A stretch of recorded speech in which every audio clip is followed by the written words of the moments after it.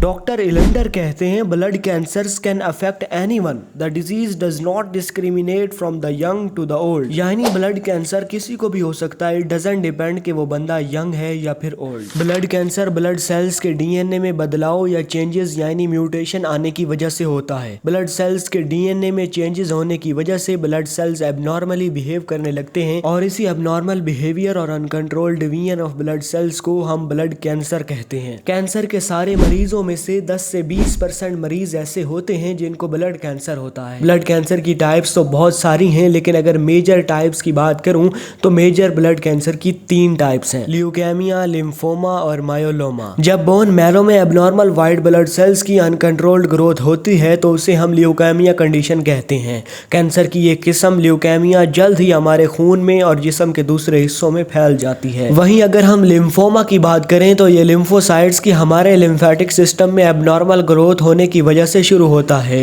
ये abnormal growth वाले lymphocytes हमारे लिम्फ नोड में जमा होते हैं और ट्यूमर्स की शक्ल में ग्रो होते हैं। इस कंडीशन को हम लिम्फोमा कहते हैं, जो कि ब्लड कैंसर की मेजर टाइप्स में से टाइप नंबर 2 है। बोन मैरो की तीसरी मेजर टाइप, जिसे मायोलोमा कहते हैं, तब होती है जब बोन मैरो में मौजूद malignant plasma cells abnormally grow होते हैं, यानी मायोलोमा प्लाज्मा सेल्स के कैंसर को कहते हैं। वहीं अगर ब्लड कैंसर के सिम्टम्स की बात करें तो मुसलसल आपको थका हुआ महसूस होगा, रात को सोते सोते इतना पसीना आएगा कि आपके कपड़े भीग जाएंगे और आप जाग जाएंगे।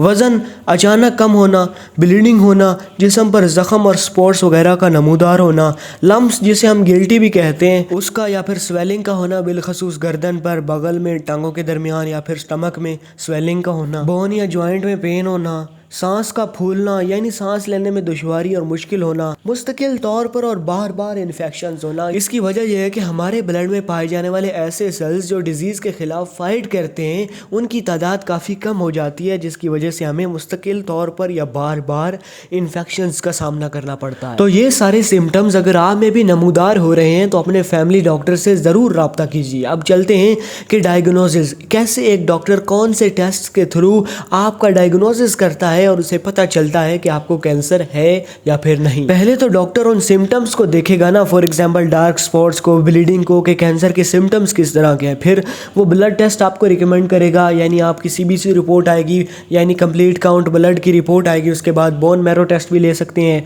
इमेजिंग टेस्ट में जिनमें हमारे पास CT scan, PET scan and X ray वगैरह, इन कम्बिनेशन ऑफ टेस्ट के बाद डॉक्टर ये कंफर्म करता है कि आपको फलां किस्म का कैंसर है और ये उसकी स्टेज है, तो उसका ट्रीटमेंट फिर स्टार्ट किया जाता है। कॉजेज में हमारे पास अगर किसी बंदे का ऐसा लाइफस्टाइल है कि कुछ केमिकल से उसको एक्सपोजर है, फॉर एग्जांपल बेंजीन या फिर पेट्रोकेमिकल से उसका ज़्यादा एक्सपोजर है, तो उसको भी ब्लड कैंसर हो सकता है।